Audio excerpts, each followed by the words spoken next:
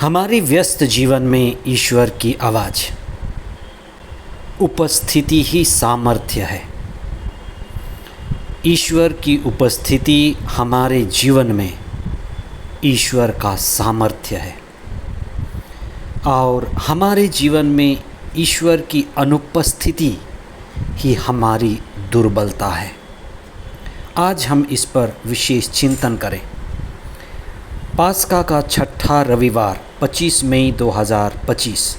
पहला पाठ प्रेरित चरित अध्याय 15 पद संख्याएं 1 से 2 तथा 22 से 29 तक।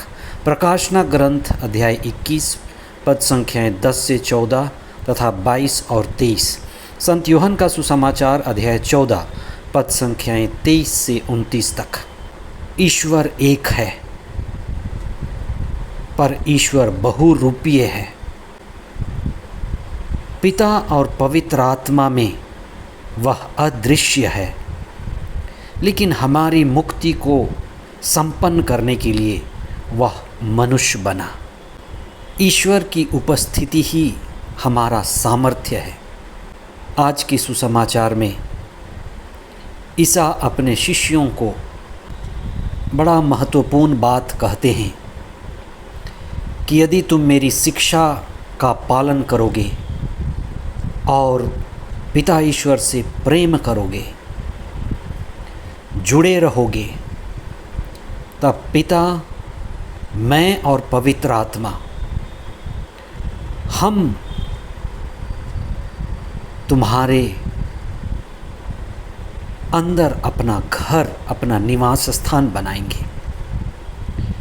इसलिए आध्यात्म की ऊंचाई ये है कि जब हम ईश्वर की उपस्थिति में होते हैं, वही हमारा सामर्थ्य है।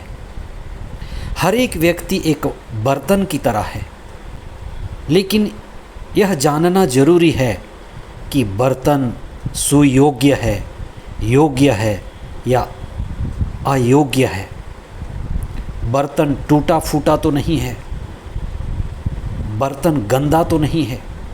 बर्तन जब खाली है, स्वच्छ है, तो वह पवित्रता का प्रतीक है। सुयोग्य बर्तन में ईश्वर अपनी कृपा उंडेलता है। सुयोग्य बर्तन के द्वारा ईश्वर अपने ऊंचे प्रयोजन के कार्य पूरा करता है। पास्का का छठा सप्ताह और उसके बाद हम पेंतेकोस्त की तैयारी में लग जाते हैं।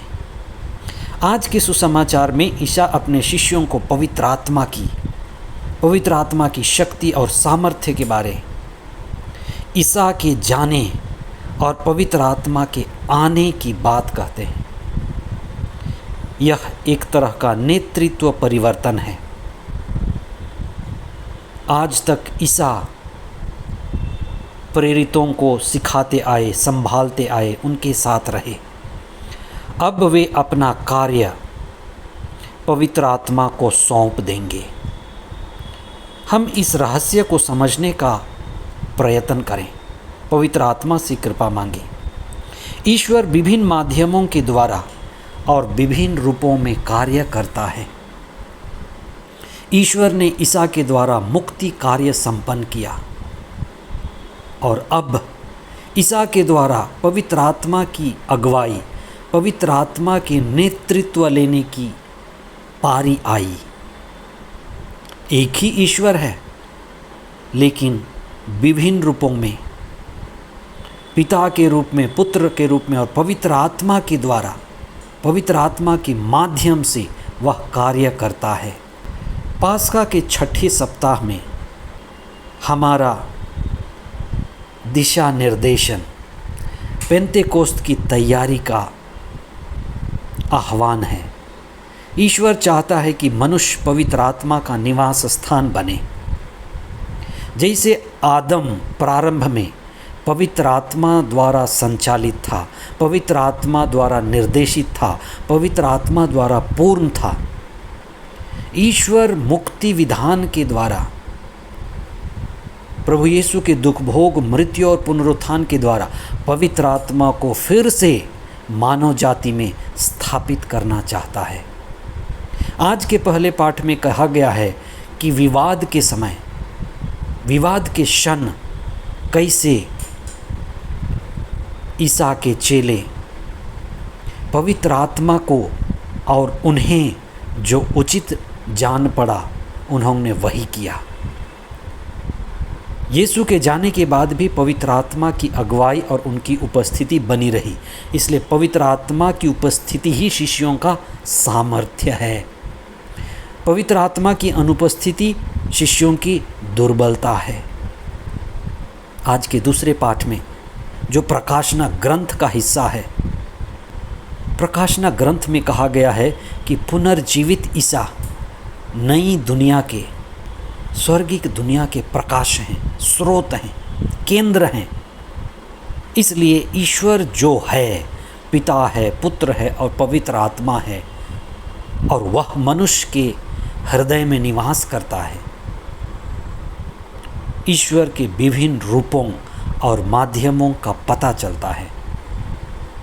आइए हम कुछ समय धर्मशास्त्रों को पढ़ें, उनके द्वारा सत्य जानने के लिए ईश्वर की दिव्यता को और ईश्वर की मुक्ति योजना को समझने का प्रयत्न करें, और साथ ही साथ प्रार्थना के द्वारा पवित्र आत्मा से प्रज्ञा के द्वारा जुड़ें, और ईश्वर जो पिता है, पुत्र है और पवित्र आत्मा है और हमारे हृदय में निवास करता है, हम अपने आप को शुद्ध करें, पवित्र करें और पेंतेकोस्त की तैयारी करें, और हम ईश्वर के गहरे अनुभव के लिए प्रार्थना करें कि हम पवित्र आत्मा के द्वारा संचालित हों, पवित्र आत्मा के फलों को ग्रहण करने के लिए और पवित्र आत्मा के द्वारा संचालित होने के लिए हम प्रार्थना करें और अपने आप को समर्पित करें।